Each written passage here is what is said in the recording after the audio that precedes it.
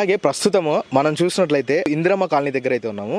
ఇక్కడ చూసినట్లయితే కుప్పలు కుప్పలుగా చెత్త అయితే పడేస్తుంది.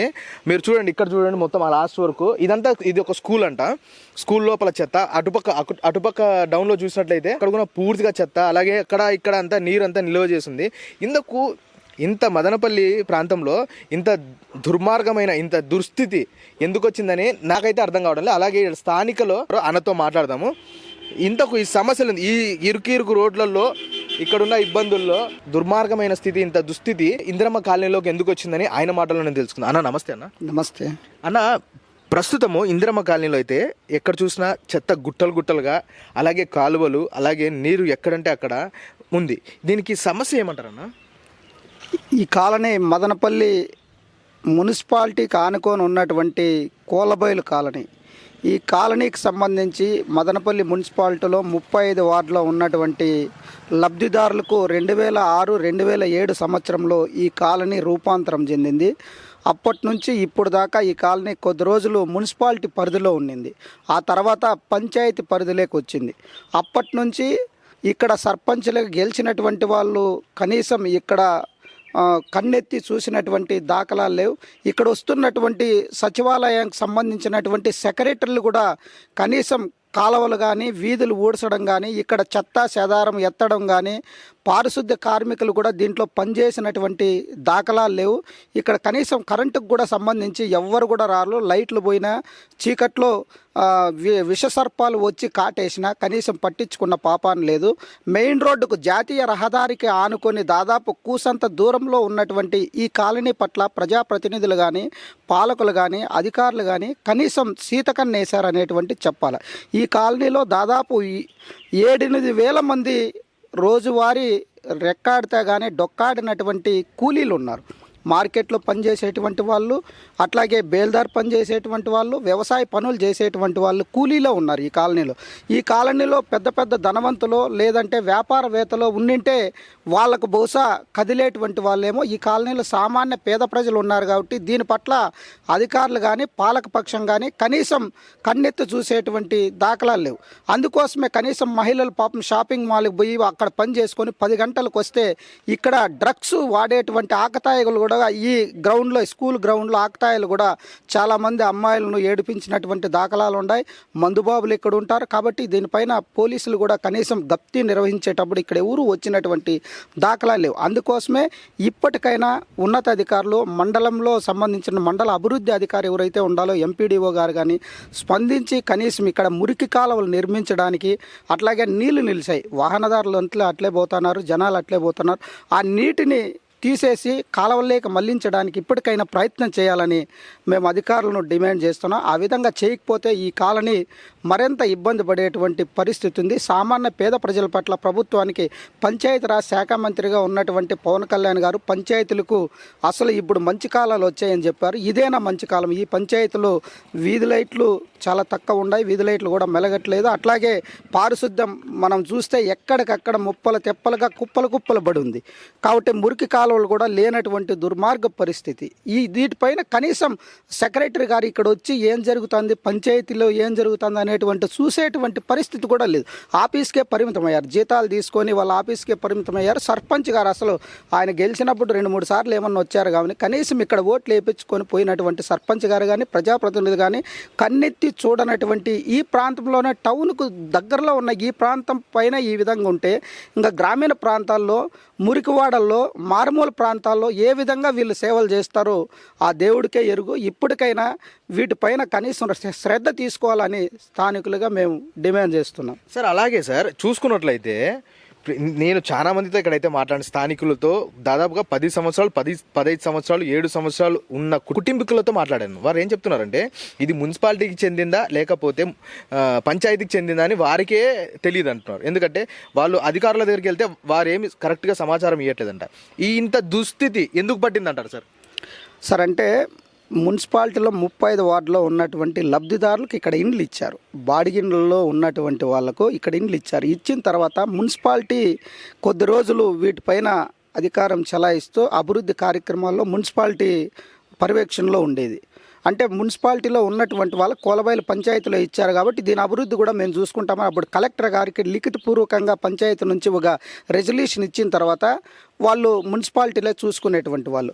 కొత్తగా సర్పంచ్గా అయినటువంటి మహేష్ అంటే గౌతమ్ లక్ష్మీనారాయణ వాళ్ళ అన్న కొడుకు అయితే వాళ్ళు పంచాయతీ సర్వే నెంబర్ పైన మున్సిపాలిటీ పెత్తనం ఏందనే వచ్చిన శీర్షిక తర్వాత వాళ్ళు తమ బాధ్యతల నుంచి తప్పుకున్న తర్వాత కొద్ది రోజులు అగమ్య గోచరంగా గాలిలో ఏలాడుతున్నాయి ఈ కాలనీలు. తర్వాత గత సంవత్సరంన్నర కాలం ముందు దీన్ని కలెక్టర్ గారు సపరేట్గా తీసుకొని దీన్ని కోలబైలు పంచాయతీలోకి చేరుస్తున్నామని కోలబైలు పంచాయతీలోకి చేర్చిన తర్వాత కూడా అభివృద్ధికి ఆమడ దూరంలో ఉంది.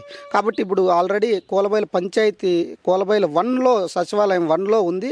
అయినా కానీ దీనికి ఏమాత్రం మోక్షం కలగడం లేదు. ఇక్కడ పేదలు ఉన్నారు కాబట్టి పేదల పట్ల కనీసం ప్రభుత్వ అధికారులు కానీ పాలకులు కానీ కనీసం ఇక్కడ కన్నెత్తి చూడనటువంటి దుర్మార్గ పరిస్థితి నెలకొంది. సార్ అట్లే సార్ మీరైతే ఇందాకైతే లైట్ల గురించి అయితే చెప్పారు. చూసినట్టయితే ప్రతి వీధిలో అయితే లైట్లు అయితే ఉన్నాయి. అంటే దాని పరిస్థితి ఏమి సార్? అంటే పని చేస్తున్నాయా లేవా?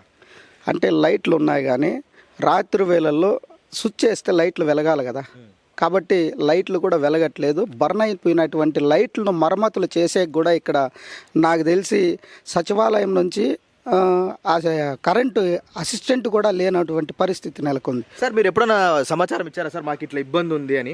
ఆల్రెడీ పంచాయతీ సచివాలయంలో చాలాసార్లు మేము కంప్లీట్ చేసాం.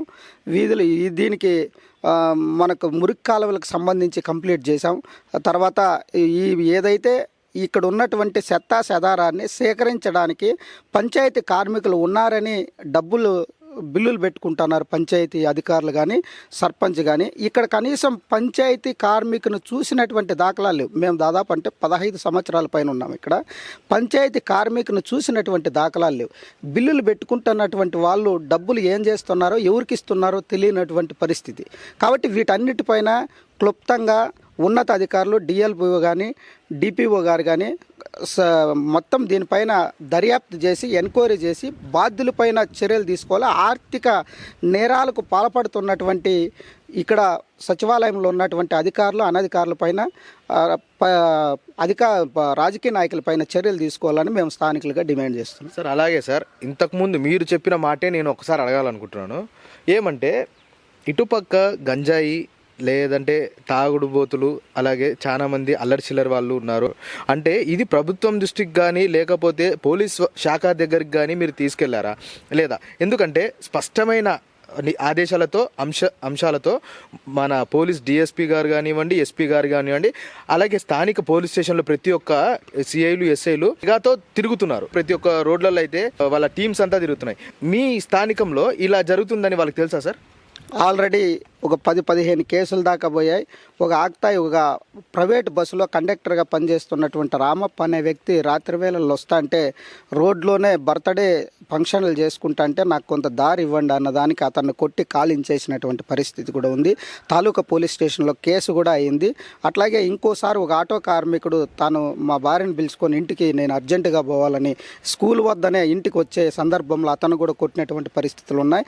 వాటిపైన పోలీస్ స్టేషన్ దాకా వెళితే రాజీ చేయడం, రాజకీయ నాయకులు ప్రవేశం చేయడం, రాజీ చేయడం, పంపించడం. కాబట్టి దీని పట్ల ఆకతాయిల పట్ల లేకపోతే డ్రగ్స్ గ్యాంగ్ పట్ల హెరాయి తినేటువంటి వాళ్ళ పట్ల మందుబాబుల పట్ల పోలీసులు కఠినంగా లేకపోతే మరి లా అండ్ ఆర్డర్ ఏ విధంగా కంట్రోల్ అవుతుందో, క్రైమ్ ఏ విధంగా పెరుగుతుందో అనేటువంటిది ఉదాహరణ ఈ గ్రామమే, ఈ పంచాయతీ. కాబట్టి ఇక్కడ ఖచ్చితంగా ఆకతాయిల ఆగడాలు ఉన్నాయి. పోలీసులకు కూడా ఇన్ఫర్మేషన్ ఇచ్చాం. గ్రామ సచివాలయంలో కూడా ఒక గ్రామ పోలీసు ఉంటుంది. ఆమె ఏం చేస్తుందో ఏమో తెలియదు కానీ ఇక్కడ మాత్రం చీకటి కార్యకలాపాలు ఎక్కువగా ఉన్నాయి.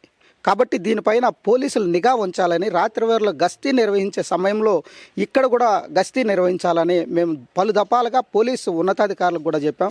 దాదాపు సిఐ గారితో చెప్పాం, ఎస్ఐ గారితో చెప్పాం.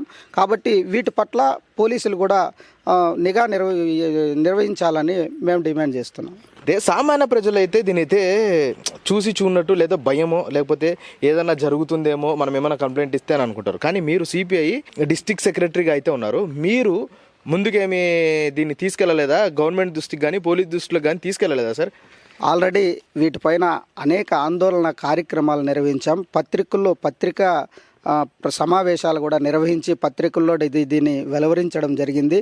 చూస్తాం చేస్తాం అంటున్నారు తప్ప దీని పట్ల నిఖారైనటువంటి అధికారి లేకపోతే ఇక్కడ రాత్రి వేళల్లో నిఘా నిర్వహించి ఆకతాయిలు ఆగడాలు అరికట్టడానికి ప్రయత్నం చేయాలని మేము డిమాండ్ చేస్తున్నాం. ఎందుకంటే రోజు కూలీనాలు చేసుకునేటువంటి షాపింగ్ మాల్లో పనిచేసేటువంటి వాళ్ళు, టమాటా మార్కెట్లో పనిచేసేటువంటి వాళ్ళు, మహిళలు రాత్రి వేళల్లో 10-10:30కు ఇండ్లకు వచ్చేటువంటి సందర్భంలో చాలా ఇబ్బందులు గురవుతున్నారు. కాబట్టి వీటి పట్ల పోలీసులు రాత్రి వేళల్లో పట్టణంలోనే పెద్ద పెద్ద షాపింగ్ మాల్, కమర్షియల్ ఏరియాల్లోనే గప్తి నిర్వహిస్తున్నారు. కాబట్టి ఈ ప్రాంతాల్లో కూడా గప్తి నిర్వహించి ఎప్పటికప్పుడు వీటిని ఆకతాయిల ఆగడాలను అరికట్టాలని మేము డిమాండ్ చేస్తున్నాం. అన్నగారి దగ్గర అయితే ఉన్నాము. అన్న చెప్పిన విషయాలు అయితే ఈ కోణంలో మేమైతే కాలువ సమస్య కోసం నీటి నిలువ ఉంటుంది. వర్షం పడినప్పుడు కాలువ డ్రైనేజ్ అంతా కలిసి ఈ ఏరియా అంతా వ్యాధుల పాలై ఇన్ఫెక్షన్స్ గురవుతున్నారని చెప్పి ఈ కోణంలో అయితే వచ్చాము. కానీ ఇక్కడైతే చాలా చీకటి కోణాలు నడుస్తున్నాయి, అర్యాలు జరుగుతున్నాయి అని చెప్పి అయితే ఇక్కడైతే స్థానికులు అయితే చాలామంది అయితే చెప్పారు. క్లుప్తంగా దీన్ని అయితే ప్రభుత్వం దృష్టికి, పోలీస్ శాఖ దృష్టికి తీసుకెళ్లాలని నేను కోరుకుంటున్నాను.